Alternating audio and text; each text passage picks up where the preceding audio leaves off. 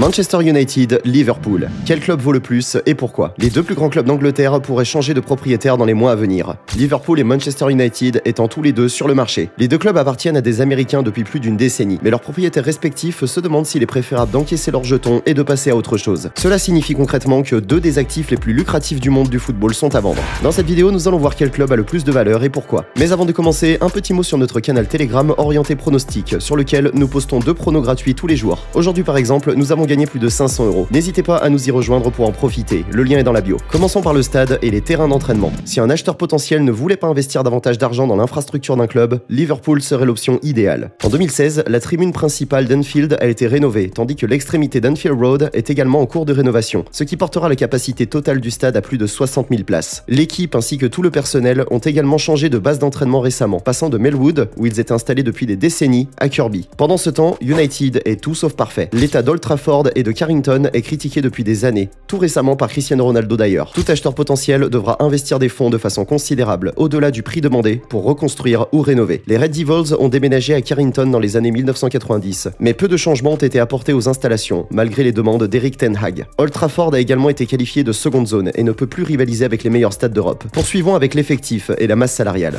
Il y a 24 mois, il n'y aurait eu aucune contestation. Aujourd'hui, c'est plus serré. Liverpool aurait l'avantage, mais toute personne qui fait preuve de diligence raisonnable doit se rendre compte qu'il s'agit d'une équipe vieillissante. Les principaux piliers ont maintenant plus de 30 ans. Et Klopp devrait demander des moyens importants cet été. De son côté, United a des joueurs bien payés qu'il voudra transférer, ce qui a déjà été un problème par le passé. L'équipe a également besoin de renforts, malgré 200 millions de livres déjà dépensés récemment. Il dispose cependant d'un groupe de joueurs qui, s'ils sont bien gérés, pourraient devenir des piliers. Des joueurs comme Rashford, Sancho ou Lisandro Martinez ont tous moins de 25 ans. Le nom de United semble cependant ajouter des zéros supplémentaires au prix demandé pour les transferts et au salaire des joueurs. Le club étant réputé comme ayant la main lourde lorsqu'il faut sortir le chéquier. Un autre problème est celui des revenus commerciaux. United a toujours été considéré comme un géant commercial, ce qu'il est, mais il a récemment subi des pertes importantes alors que Liverpool a fait le contraire, bien que de façon marginale. Le club de Manchester gagne fondamentalement plus que ses rivaux, mais ses totaux ont diminué ces dernières années, peut-être en raison de ses qualifications irrégulières pour la Ligue des Champions. Selon Statista, en 2017 et 2018, les recettes commerciales de United étaient très légèrement supérieures à 360 millions de livres. Elles n'ont cessé de chuter depuis, leur total pour 2021 étant affiché à 321 millions de livres. Liverpool a quant à lui connu une augmentation de 0,2 millions, comme l'a confirmé le club en février dernier. Les revenus commerciaux sont passés de 217,4 millions de livres à 217,6 millions de livres. Mais ils se retrouvent toujours derrière les deux clubs de Manchester. Ils ne produisent pas autant que leurs rivaux. Sur la base de ce que nous avons expliqué et des prix demandés par la suite, Liverpool semble être le choix le plus évident. FSG, qui a acheté le club pour 300 millions de livres, cherche à le vendre pour environ 4 milliards de livres. De plus, le groupe de John Henry a clairement indiqué qu'il n'y avait pas d'échéance pour une vente potentielle. De son côté, United, qui a été racheté par les Glazers pour 790 millions de livres en 2005, réclame la somme colossale de 8 milliards de livres pour remettre les clés d'Old Trafford. Cela signifie que Liverpool est près de la moitié du prix et dans un meilleur état. Les Glazers savent qu'ils devront peut-être baisser leur prix d'environ 2 milliards de livres. Un acheteur potentiel affirmant que ce prix est irréaliste. Une valeur minimale de 5 milliards de livres a été fixée et les propriétaires actuels n'étant pas pressés de vendre, ils vont sans doute attendre la meilleure offre. Dans cette vidéo, nous nous sommes intéressés à 2 géants anglais qui pourraient être vendus dans un avenir proche. Manchester United vaut plus d'argent au final, mais les acheteurs potentiels pourraient être plus attirés par Liverpool, car l'opportunité présente bien des atouts. Selon vous, quel est le meilleur club à acheter? Partagez vos idées avec nous dans les commentaires ci-dessous. N'oubliez pas de liker et de vous abonner à la chaîne.